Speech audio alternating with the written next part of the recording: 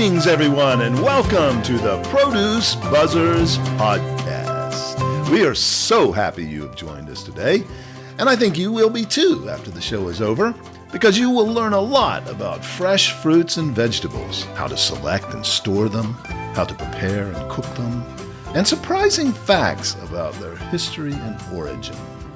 We hope it inspires you to eat more fresh fruits and vegetables, not only for your health, but also for your delight and pleasure as you explore their amazing world of taste and delicious flavors.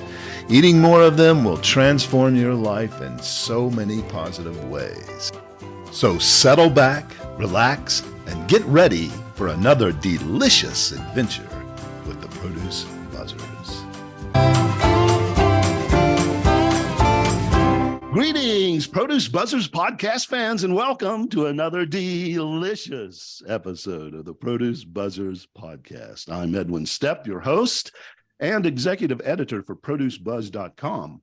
I'm joined once again by Teresa Nolan, the founder and president of Produce Buzz, along with Rick Stepp and Cynthia Benedetto, both contributing editors to Produce Buzz. Now, Produce Buzzers podcast fans, I'm sure you've heard of the hit TV show Mythbusters.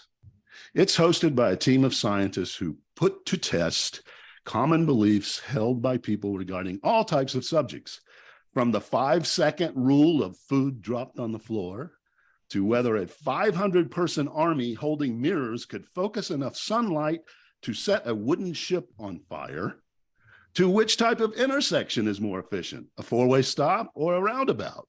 They have tested hundreds of these so-called myths to prove if they are true or not. It's fun, it's fascinating, and an enlightening show. This week, we have a guest who is a mythbuster for many commonly held beliefs about farming and agriculture. And using his vast experience as a scientist, he is going to enlighten us about some myths that are prevalent about your fruits and veggies. Our guest this week is Dr. Steve Savage, a freelance writer, agricultural technology advocate, and a consultant. Trained as a plant pathologist, he has some expert views about many controversial topics in agriculture, including the safety of your fruits and vegetables when it comes to pesticide residue they may or may not contain. Dr. Savage is an agricultural scientist with more than 35 years of diverse experience in academia and industry. He is originally from Denver, Colorado, but now resides in Vista, California. He went west to obtain a Master of Science degree in biology from Stanford University, and then a PhD in plant pathology from UC Davis. There he did research on how to control a pathogen known as botrytis bunch rot using microclimate modification and fungicides. From 1982 to 83, he was an assistant professor at Colorado State University at a research station in far western Colorado, working on fruit tree diseases. While there, he helped establish the Colorado Wine Grape Growers Association. After that, he worked on fungicide discovery and natural product screening at the DuPont Company in Delaware. In 1989, he started as a researcher at the biological control company Mycogen in San Diego. He eventually became the manager of their bio-herbicide, biofungicide department. In 1996, he became an independent consultant, working often with the Context Network and Cirrus Partners, LLC. He continues that work today, and he started blogging in 2009 with a blog called Applied Mythologies. Since then, he has been a freelance writer and has been published in major newspapers and magazines over the past decade. He is a regular contributor to Forbes magazine, and it was through his articles there that I became familiar with his work. Dr. Savage is often asked to share his expertise through speaking engagements. His passion for sharing that knowledge led him to produce a podcast from 2017 to 2021 for the Crop Life Foundation, an organization that advanced sustainable agriculture and the environmentally sound use of crop protection products and bioengineered agriculture. While there, he produced a podcast called the Pop Agriculture Podcast that combines Steve's love of agriculture with his penchant for pop culture. Now that sounds like a fascinating combination for a podcast, and we'll learn more about that later. Welcome to the show, Dr. Savage. Thanks for joining us. Glad to hear about you guys. Yeah, thank you for joining us. Well, we've told a lot of your background already, but let's explore a little bit more on the personal side. What led you to pursue a career in the agricultural world? Yeah, by all rights, there was sort of nothing there. I mean, my family hadn't, as far back as I know, on any side, don't know of anybody who was involved in agriculture. The closest thing is that my grandfather, who was a wonderful guy, World War I vet, and he took the whole Victory Garden thing very seriously, and had a wonderful garden in his backyard. Yeah. It actually subscribed to Organic Gardening magazine back in the 1960s. And so Wow. I would help him in his garden. And yeah, he was ahead of the he, curve there. yeah, but yeah, he was a real character. So I mean, that was my only exposure to anything like that. And then actually, while I was an undergraduate at Stanford, that was for my BS there, and I got interested in the plant biology classes, and I think partially it was a way to avoid the pre-meds, but the other thing is there were some really interesting classes, and there's a thing called the Carnegie Plant Research Institute on campus there, and so I was able to take all these very basic plant science classes, mostly with graduate students as a junior and senior. Yeah. And for one of those classes, I was doing a paper and looking into something called the Southern corn leaf blight epidemic of 1970. That sounds fascinating. Yeah, this fungus disease that sort of came out of nowhere and sort of wiped out the corn crop that year. It was an unusually wet year, but it turned out that it was sort of an artifact of the way that they were doing the genetics of corn. They were unknowingly spreading a susceptibility gene throughout the gene pool. Nobody even knew it mattered. And then all of a sudden the weather comes along and this fungus disease wipes out the corn crop. And at that time, they were probably doing conventional breeding, right? It wasn't GMO or anything. Yeah. Right? Yeah, right. Actually, the trait that was accidentally carrying is called male sterile cytoplasm. It was a way that you could make hybrid corn without having to hire the teenagers to go cut the tassels. The tassels, yeah. So anyway, so just that whole idea that this fungus and weather and genetics, and it just sounded interesting. And there was this field called plant pathology that people studied that. And knowing basically no more than that, I applied to graduate school. Wow.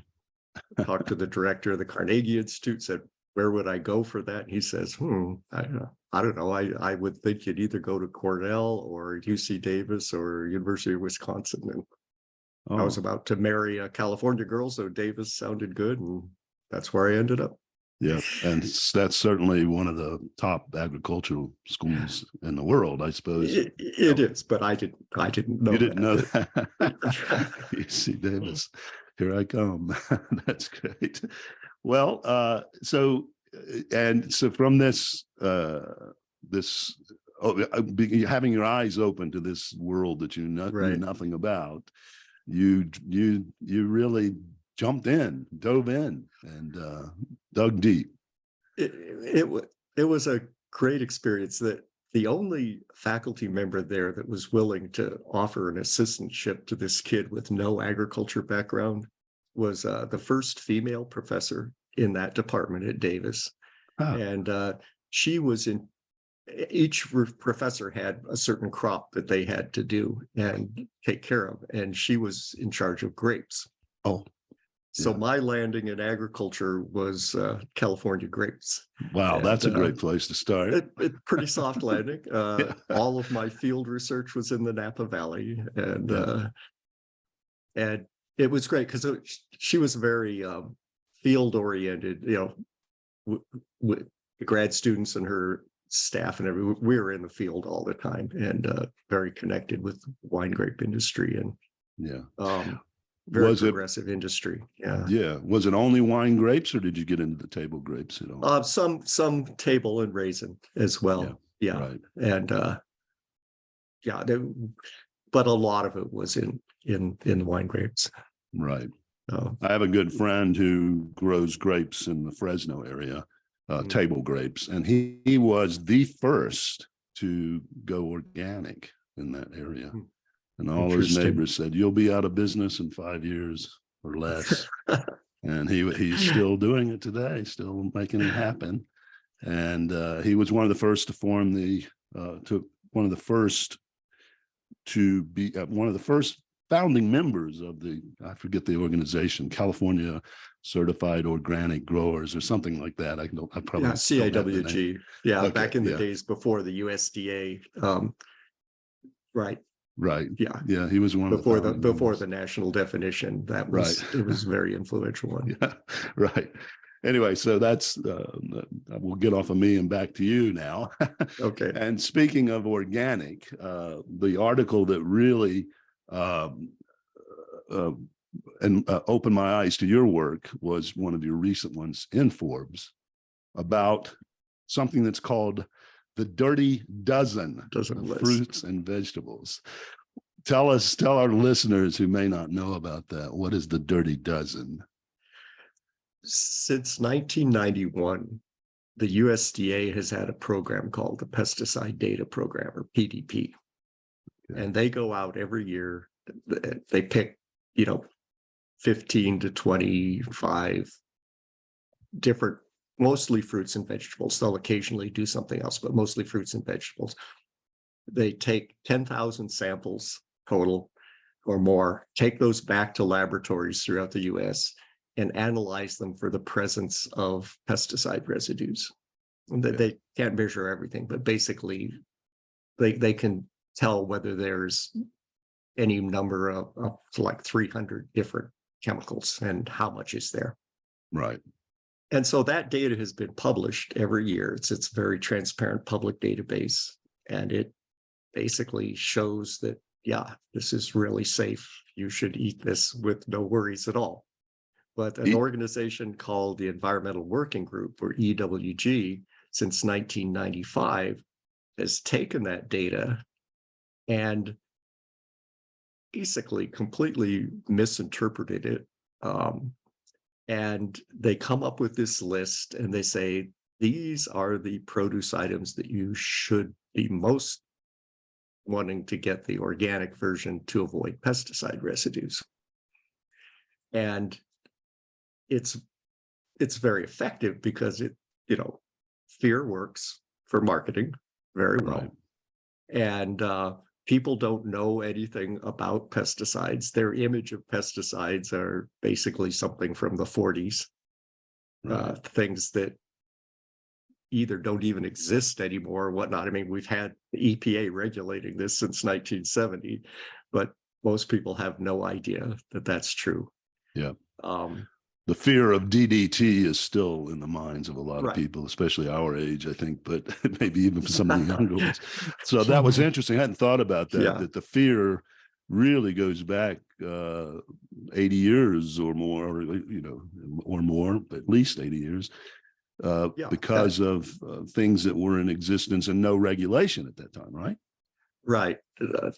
I mean, when DDT came out, it was widely celebrated. Some people got a Nobel Prize because of what it did for preventing diseases like malaria.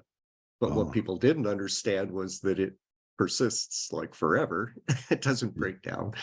And then there were other pesticides that were, toxic to humans, the organophosphates, the old school organophosphates. Yeah. But like there's a professor up in Washington State that always talks about it, says, these are not your grandfather's pesticides. They've changed dramatically. But it's very easy if you just use the word pesticide. People don't know about this change. The EPA does not do a good job of explaining what they do. They need a marketing group. And so it works. And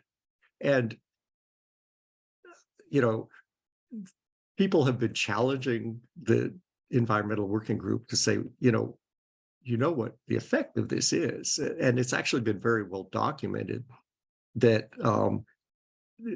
in a peer review public study that showed that the effect of the list, particularly on lower income people, is to say, well, gee, I can't afford organic, so I just won't eat fruits and vegetables. Wow.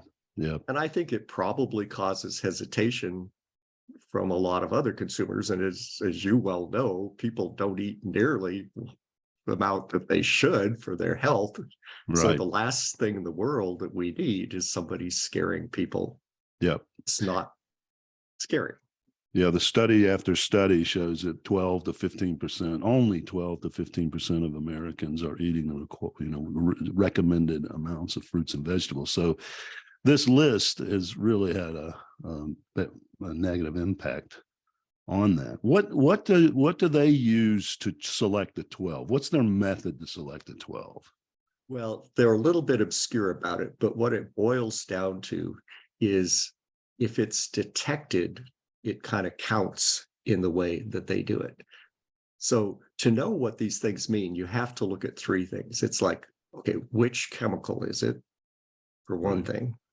Because not all chemicals that are used are toxic to us. In fact, most of them today don't have almost any toxicity to mammals like us.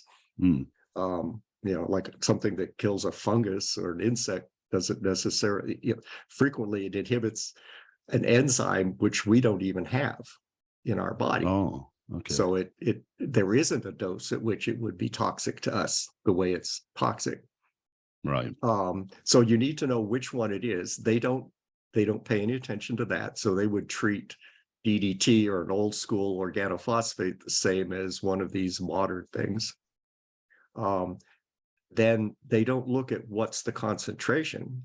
And ever since the ancient Greeks, people have understood that the dose makes the poison. Oh, right. Vitamin D at a certain dose is pretty toxic, but you need it. Caffeine at a certain dose is toxic. And I guess with some of those energy drinks, you can actually approach that. Yeah, and I need my caffeine just as much as my vitamin D, I have to admit. Yeah. But a coffee plant makes caffeine as a pesticide.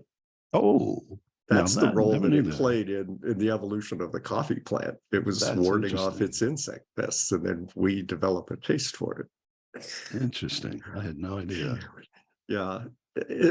So they don't pay attention to what it is. They don't pay attention to what the chemical is. And then there's this thing set by the Environmental Protection Agency called a tolerance. And what they do is they look at all of the toxicology data. And to register a new synthetic pesticide, you spend $200-300 million on toxicology tests. So not only how much does it take to kill a rat, but what's the long-term chronic effect on things, and is it a mutagen? There's this huge list of tox studies that are required. That is amazing. Hundreds of millions of dollars, you said? Yeah, it's not as much as it costs to get a new drug, but it's in that order of magnitude. Wow. It's real expensive. Right. So they look through all of that data. They say, well, what's the lowest dose that caused any problem in any tox test? Then they say, okay, is this being used on foods that are particularly eaten by children? They put in an extra safety factor, and then they throw in another 20-fold safety factor. And they say, okay, if there's ever a residue and it's below this level, we're perfectly confident that there's no problem here. So that's what the EPA tolerance is. So it's pretty strict. It's pretty high standards. Very conservative. It's very conservative. Right. People do the calculation and show that, in order to get a toxic dose from some of the residues we're talking about, you'd have to eat, 680 pounds of strawberries a day or something like that. Wow. I think you'd have other issues. Right. Well, let me ask this question. If you're getting some sort of toxin in tiny doses that in one ingestion, it doesn't affect you, is there a buildup effect? Does the body process it out and with no harm, or if you, for instance, if I ate strawberries the rest of my life without washing them, would there be a buildup of those toxins or not? Most things, one of the things that is in that EPA testing requirement has to do with the breakdown rate, the half-life, and the half-life, and is it metabolized? Does it bioaccumulate? That would be the thing that you're talking about. Yeah, I didn't know the term, but that's DDT would bioaccumulate. Okay. Mercury will bioaccumulate through the food chain in the ocean. So some of the highest end predators, you're going to get a lot of mercury that came from a power plant in China, because of bioaccumulation. So that's one of the things EPA looks for. And so, no, if it's registered and out there, it doesn't have that issue. Okay. Edwin, I think you ought to be concerned about E. coli for not washing all those strawberries. Pesticide. Oh my God, I got sick. It's the pesticides. I gotta admit, I get lazy sometimes when I want my strawberries and I don't always wash them. But anyway. I will be washing any strawberries that Edwin prepares for me. What if and then if you're washing this, if the people are washing it down, not the children, but with alcohol or putting like berries or something in champagne or whatever, you're having like a cigarette along with your stuff. I wonder if which is the worst poison. Yeah, I think that would be. Yeah, Now, what the EWG would say is, well, you just never know. There may be some combination that is magic, and and so if there's more than one residue there, that's just a red flag to them. Well, the problem with that is, again, almost all plants have chemicals. They're pretty complex. If you list the number of chemicals that are in something like orange juice or anything like that, it's a long list of things. And we're mixing together in our diet fruits and vegetables from all over the world that nobody evolved eating all of them together. That's one of the wonderful things about our global system. We have all this diversity. So the combination thing is very unlikely. In fact, you can get a patent if you can find synergy between two chemicals. It's rare enough that it's worth a patent whenever you find it. Not for bad toxicity, but for some beneficial effect. I have a question eventually. Yeah. If you could elaborate on the organic pesticides that are allowed and how they would compare to the synthetic ones. Yeah. So the way that the rules evolved for organic. So, organic was really ahead of its time in sort of understanding the importance of soil health. There's lots of good things historically, but the fixation that it came to be is called sort of naturalism. So the idea that anything that is natural is good, anything that is synthetic is bad. And that's the reason it's not a safety standard, because that is simply not true. Some of the most toxic things that we even know about are natural. Botox would be one. That's an incredibly toxic molecule. Be nice. Aflatoxin, which can come from a fungus infecting a nut or a peanut or corn, probably the most common cause of cancer in the third world, because they don't have the elaborate system we have to keep that out of our food supply. So natural doesn't mean safe, but that's only things that you can use for organic. And organic growers use a lot of things. They use natural things that also have to go through EPA registration. But that doesn't necessarily mean they're better or safer. Some of them are. I mean, like biological controls, which I worked on for years.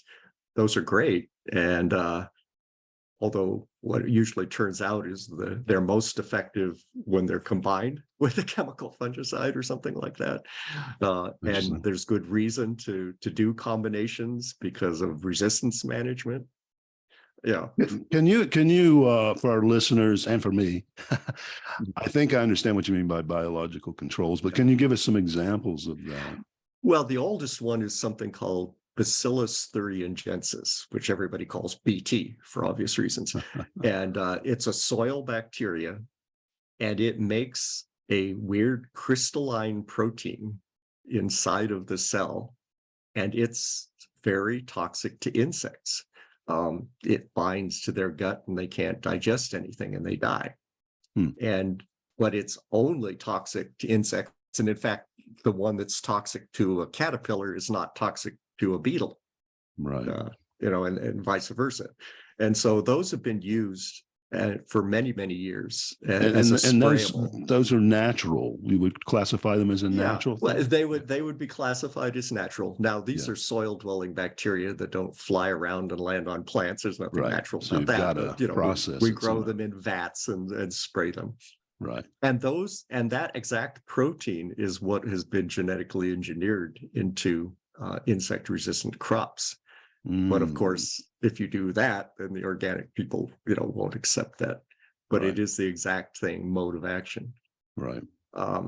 There are other live biological controls that it's just like a bacteria or a yeast that competes with the fungus or whatever that is trying to infect the plant.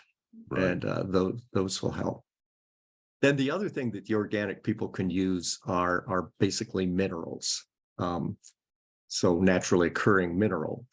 But like I like to say, sulfur would be one that they would use a lot. And we've used sulfur on crops for thousands of years. But I like to say that's the organic pesticide from hell, because sulfur is brimstone in ancient language. And it's not nice to be around. It's not going to kill you. It's not toxic, but it is really irritating to your eyes and your skin. And having spent a lot of time in vineyards, which are regularly dusted with sulfur, it's not nice. Okay. But the smell is not usually very good from anything. No. But it's, so some of that is going to be used in your conventional grapes. But that's basically almost the only thing that an organic grower can use for powdery mildew control. The other one that would be commonly used are copper-based things like copper sulfate. And what I like to say is, that was the state-of-the-art fungicide in the 1870s. That's when a disease of grapes got to Europe. It grew on the native grapes and it got over there, downy mildew. Almost wiped out the European wine grape industry and table grape industry. And Californians saved them, didn't they? Isn't there a story that they brought rootstock to reinvigorate it? Well, no, the rootstock saved them from the rootstock. Phylloxera root aphid. Yeah. Okay. Yeah, no, I'm confusing some stories there. Yeah, no, but that's a good story too. But you're creating your own dirty dozen list there, Edwin. There was a French botanist named Pierre Millardet, and he was out, riding a carriage around in the wine country of France and in the Bordeaux, and just, mourning the dying vineyards that he's seeing. And then all of a sudden he comes around a corner and there's this vineyard that looks really good. It looks pretty healthy. And so he stops and talks to the grape grower and says, what's going on? The guy said, well, my vineyard is right by the road and people were always coming along and helping themselves to my grapes. And so I made up this mixture to spray on the grapes so that they looked bad, so that people wouldn't steal them. And for some reason, he had mixed lime with copper sulfate, so they kind of looked with this blue granular stuff on them, and nobody was going to steal his grapes. And by accident, he had discovered what came to be known as Bordeaux mix, and that was the first fungicide for that. And it saved that industry. It actually helped with the Irish potato famine fungus, But it's copper. Okay. So think heavy metal. Copper is copper. It doesn't break down. All of these things that we're talking about, modern synthetic pesticides, they break down. quite rapidly, Right. at least, and copper is copper. And eventually many vineyards in France had so much copper buildup in the soil that you can't grow it there anymore. Wow. And it's just, nobody would commercialize that today, but that is something that the organic growers are very dependent on. And it's something that USDA program doesn't test for, Oh, because you would have to do a specific test for that. Whereas these other things, they can run them through 3 or 4 different analytical things and measure 300 different things. And so they don't look for those. So the pesticides that are intentionally sprayed on the organic don't show up there. What does show up is the stuff that gets there somehow else, because there are synthetic residues on the organic samples. And that's one of the things you can tell. That I'm probably the only person I know that looks that part up at the data, but it's in there. And there are synthetic residues. And the rule that the USDA has is, if they're doing an enforcement thing on the organic rules and they find a pesticide residue that's 5% or less of that EPA tolerance, that level that the EPA says below that, no worries at all. And they just sort of arbitrarily said, look, if it's 5% or less of the EPA tolerance, we won't call it a violation, and that grower won't lose their organic certification. oh, okay. Yeah. And, Now, are they purposely applying those organic growers? Are they purposely applying those, but just keeping the tolerances low, or is I it? sort of doubt it. Yeah, it's an I accidental think thing. it's probably like one thing that an organic grower will do. For instance, your organic apple grower, you might grow a block of organic completely surrounded by conventional, so that you can do a good job on insect control in the perimeter, and then your weaker tools will still get you through in the middle. Interesting. Got it. Yeah, that makes And sense.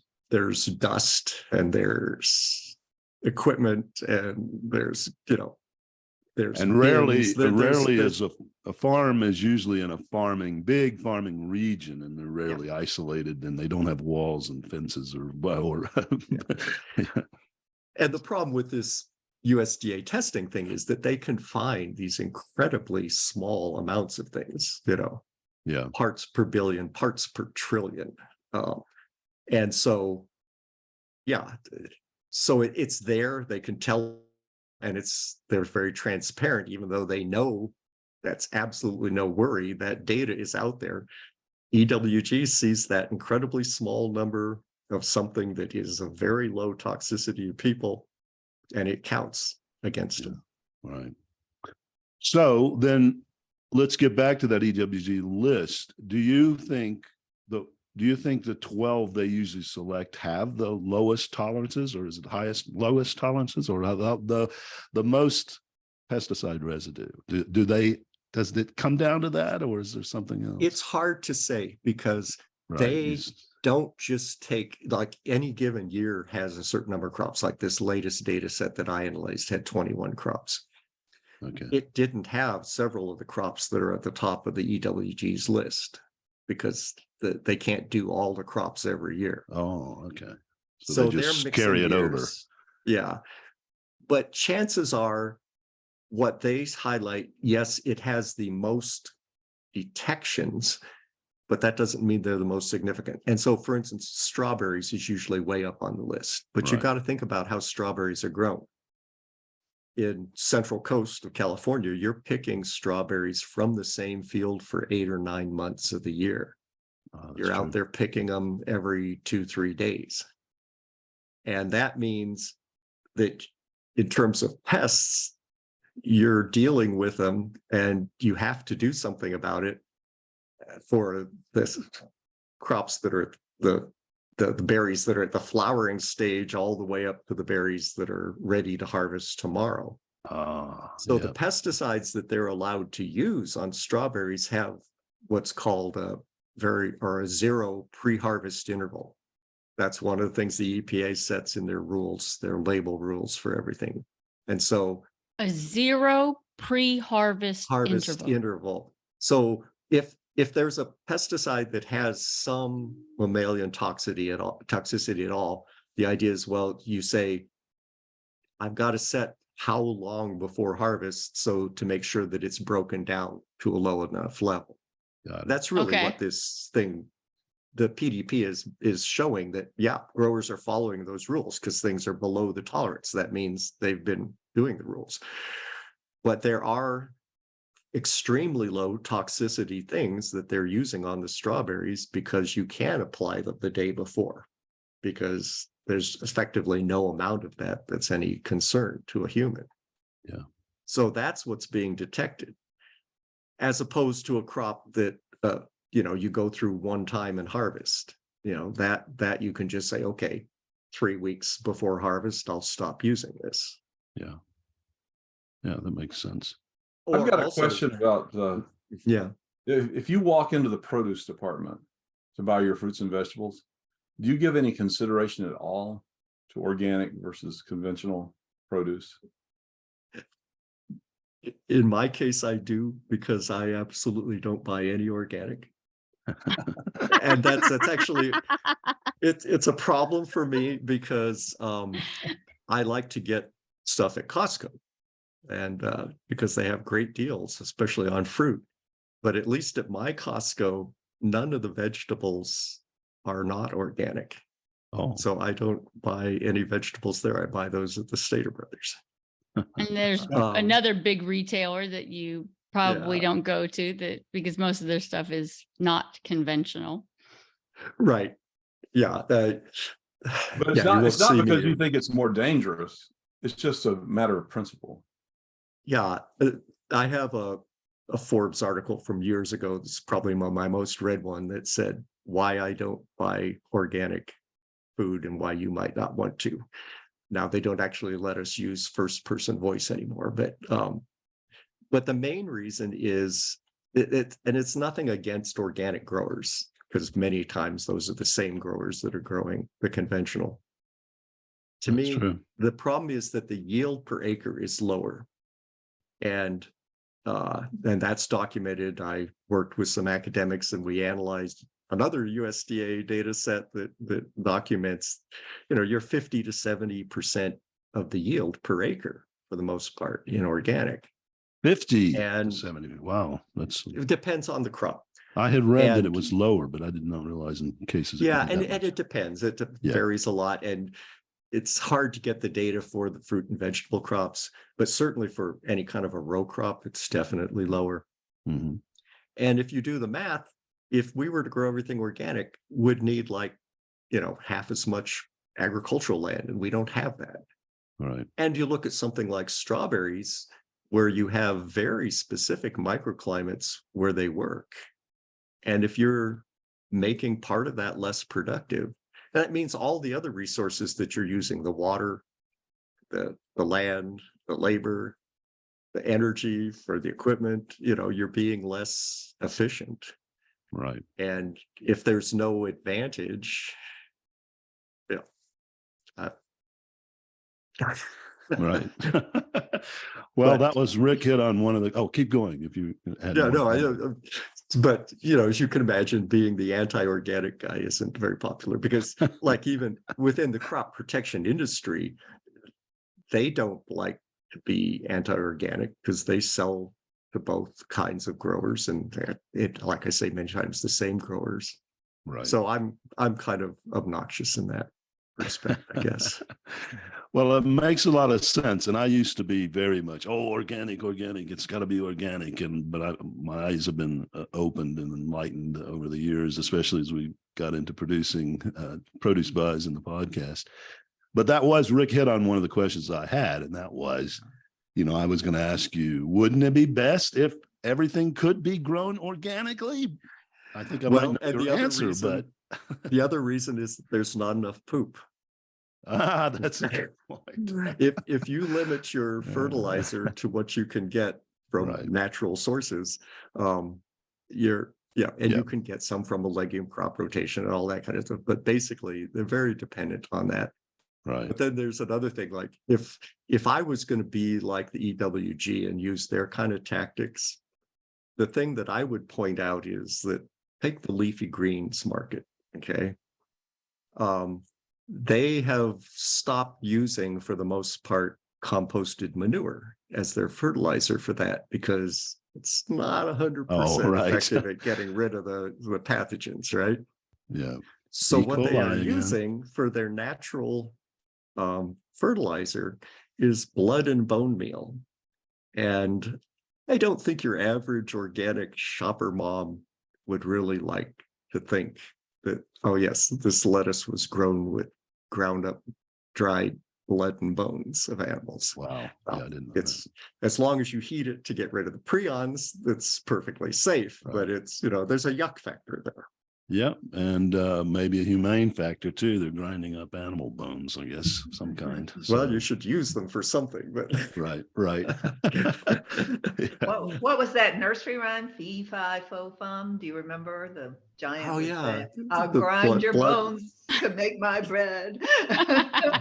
Oh, I thought it had to do with the blood of an Englishman. But, Oh yeah, that too. Yeah, there one of the verses, I think Teresa's right, was about. Wow, I'll have to look up that song. Yeah, so I think that well, you're saying the fertilizer. This is another aspect we've talked about mostly about pesticides, but the fertilizer.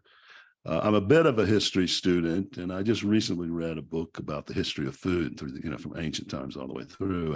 And about the time of the Industrial Revolution is when progress started to be made on nitrogen from as a not from legume rotation, as you said, but chemically in a laboratory being produced, and it saved the world from starvation. From basically what I read. The Haber-Bosch process, they got the Nobel Prize in the 20s for that. Right. Yeah. So, but it's interesting now that there's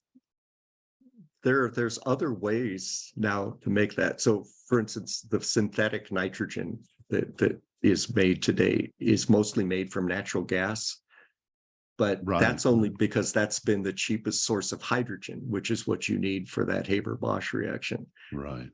Well, all you need to make hydrogen is some electricity. And so you can set up a wind machine or a solar panel, generate electricity, put that in water, make hydrogen, and people have made small scale Haber-Bosch doing that. Oh, okay.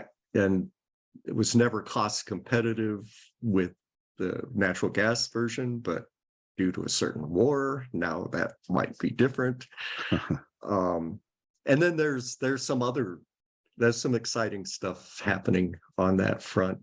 I just heard about a company that might be able to turn methane gas into nitrogen fertilizer as a way to power some microorganisms that may. So there are solutions to that, but the organic is very limited in what it can do.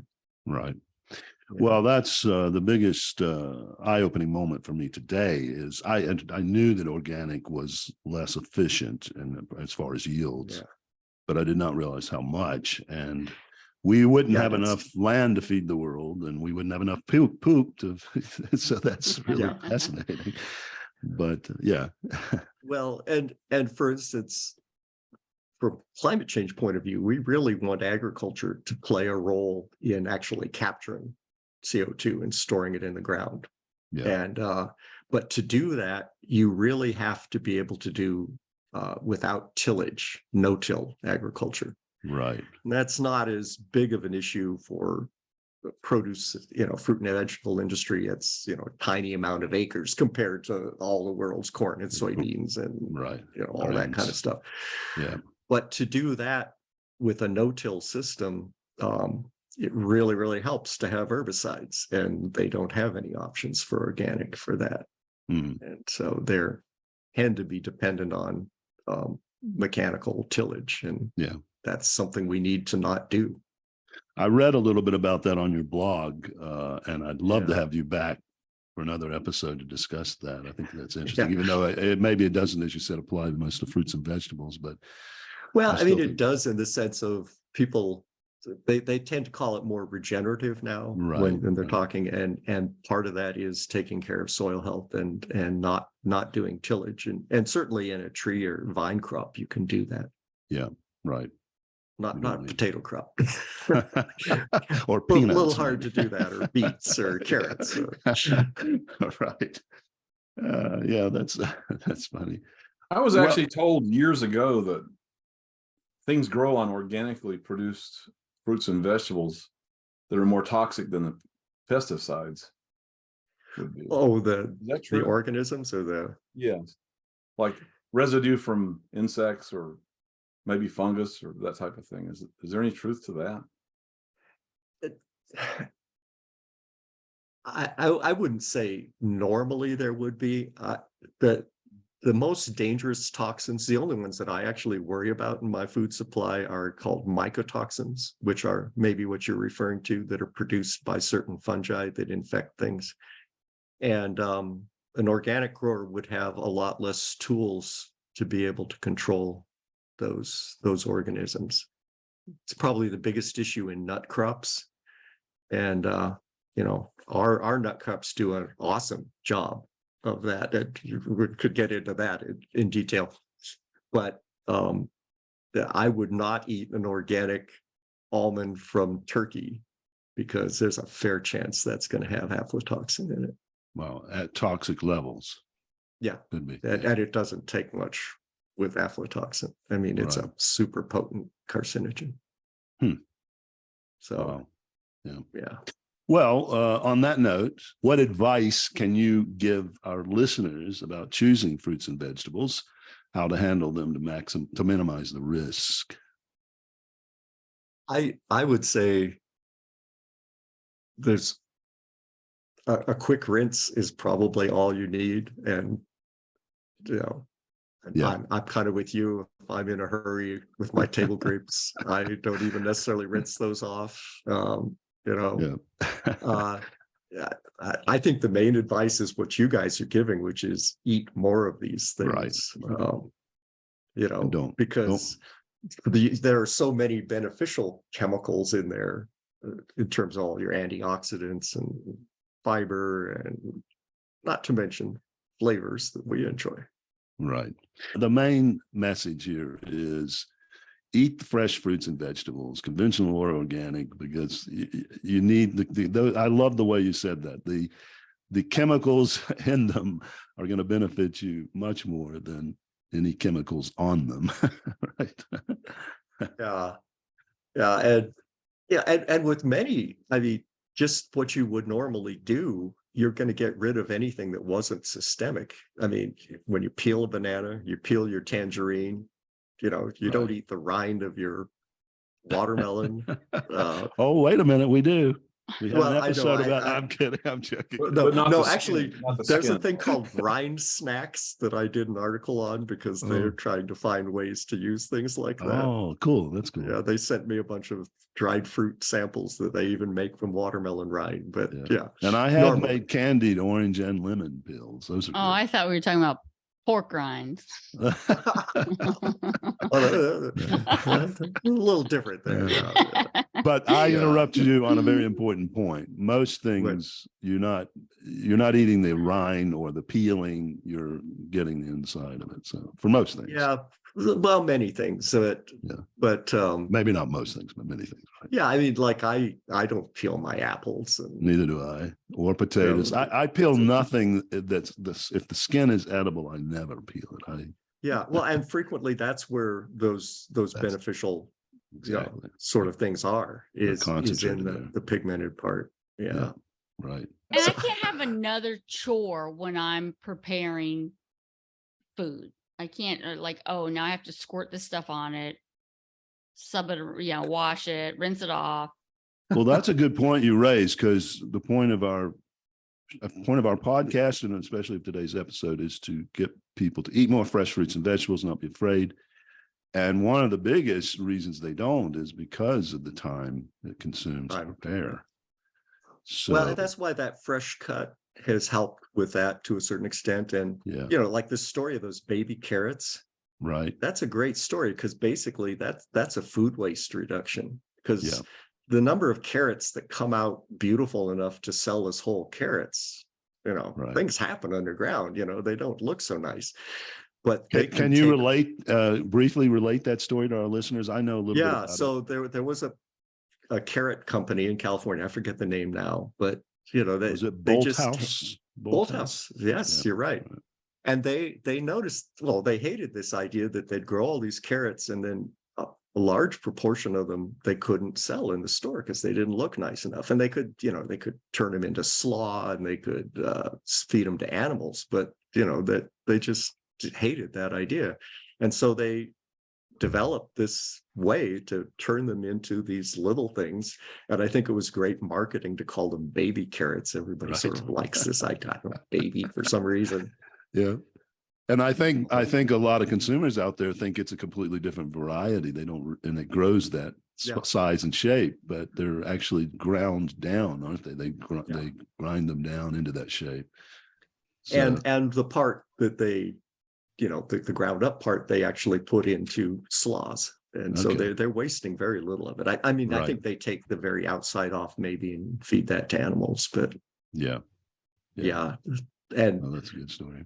Although I was at one of those fresh cut conferences once, and somebody was showing fresh cut pre-peeled bananas. And it was like, okay, if you're a consumer that can't take the time to peel your own banana, I'm sorry. And peel my grape while you're at it there, minion. But I think that's why, like those little tangerines, those mandarins are so wonderful because, basically that's its own food waste prevention, food safety packaging. Yeah. That's a good point. It's the portability when you have, and they're little. So when you have a small child, you could send little carrots. You can send the kiwis that cut and scoop. You can just make them great lunchable. Right. I met the breeder who developed those personal watermelons, the first ones. Oh, okay. And his goal had been to get them to softball size, so you would just take it for your own lunch. And eventually the growers kind of pushed back and said, look, our picking cost is getting too high. So they stopped at, that size there. But those are a great food waste story, really. Yeah. Right. We had a guest on recently from Melissa's Produce. Are you familiar with that brand? Yeah, I know Melissa's. Yeah. Yeah. So they're very innovative. Yeah, they have. We've had him on as a guest several times. Very interesting because they sell so many different types of fruits and vegetables. It's always something interesting. But he highlighted a melon called a crown melon, which comes from Japan. And they cost $120 each. That sounds like Japan. That's very Japanese. They only allow one melon per plant. So it's like all the energy is going into that one melon. I've never tried one. He was going to send us some. He hasn't done it yet. Maybe it was a little too costly. But and have him send some of that special beef with it, Oh, right, the Kobe what's that beef. called? The Kobe beef. Yeah. We made that comparison in the podcast. But anyway, I wanted you to talk. I wanted you to tell the listeners about your blog, Applied Mythologies. Just give us a little brief overview and how can they find it? Well, there's a lot of interesting stuff there. When I was applying for graduate school in this bizarre field of plant pathology, I told a friend at Stanford that that's what I was doing, and they thought that I said applied mythology. I was imagining that'd be an interesting degree, in applied mythology. And so I just remembered that name, and so then when I finally ended up blogging, I used the name. And, that's a great name. And you do take on the myths like the Mythbusters. I like that. And so, I mean, it's not all that. There's other information there, and where can they find it? What's the URL? It's Applied Mythology at blogspot.com. Okay. Yeah, I just Googled Applied Mythology and it popped right up. It popped up. Yeah, it's an obscure enough name. Well, listen, I don't want to keep you all day. I'm sure you're very busy. No, we're not. Teresa's waving. She's got you. So let me tell you why Teresa's waving. We have a segment in each episode called Home Grown. And this is because Teresa loves puns. And so she comes up with we're friends because I love puns. She comes up with a pun each episode that corresponds with the the homegrown. Okay. G-R-O-A-N. Yeah, okay. Exactly. Okay, I get it. You got it. So she will tell the pun, or it's usually a question, and we have to guess the answer, try to guess the answer. Wow. And then once she reveals the pun, we have to groan. You can't laugh, Dr. Savage. You have of course. to groan. Okay. Okay. So I'll introduce it. Okay. So Produce Buzzers podcast fans, it's time for your favorite segment on the Produce Buzzers podcast. Yes, it's time for Home Grown. No, don't turn the show off. You have to stay. You have to listen. You're going to be punished again by Teresa. Teresa, what is this week's Homegrown? Well, I know that Dr. Savage has attended a lot of school, and so I wanted to ask him, what school subject is the fruitiest? Okay, let's give our guests a time to think about it, and others.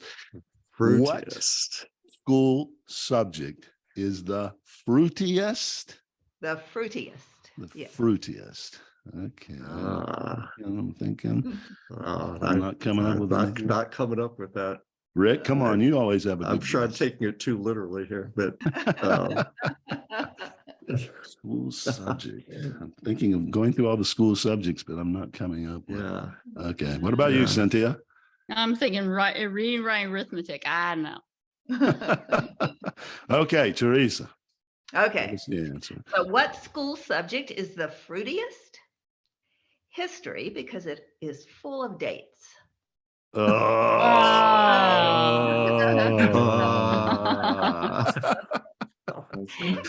and sorry, by the way, Dr. Savage, you had to sit through that. Oh, and by the way, I thought his pun was great. Which was that? Oh, the great. Oh, Make America great. Well, if just to keep your editor busy, something you don't want in the final thing here. Okay. Oh, good. I heard a sort of historical produce joke. Many people, when they hear the term "the world's oldest profession," of course, you know what they're thinking. Yeah. But some people make the argument that it's actually produce marketing. Yeah. Because selling apples to Eve. So. That's good. Yeah, you got it. But that's actually wrong. An actual theologian pointed out to me, well, no, it's actually farming, because that was supposed to be their job. So. Yeah, there you go. Okay, that's he true. didn't sell it to Eve, did he? I guess there was no exchange of money, yes, but he promoted it. Yes, he did.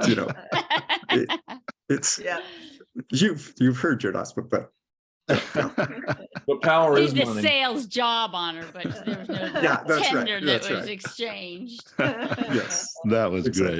Power yields money. So yeah. It was a long-term investment. There you go. Well, again, it's been fun having you. Thank you. Nice to meet you guys. I think that's great that you have family operation here, and with help from other friends. That's great. Thank you. Yeah, it's been a lot of fun, and we hope we're making an impact. And would love to have you back on another episode, because I know you've got some other subjects that our listeners would be interested to hear about and be enlightened once again. So yeah, well, I'm glad you're tolerant. As somebody once said, maybe I should join one of those self-help groups called On and On and On. Okay, we'll let you go. Okay. All right. Well, do hope to have you back.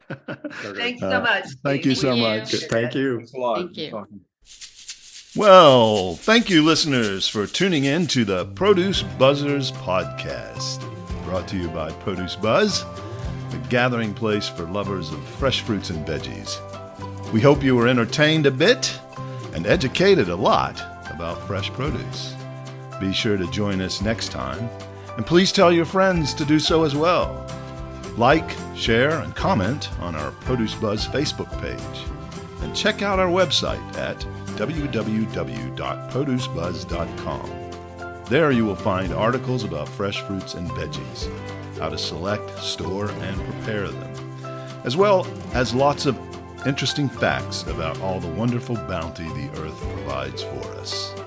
Until next time, be fruitful and don't forget to veg out.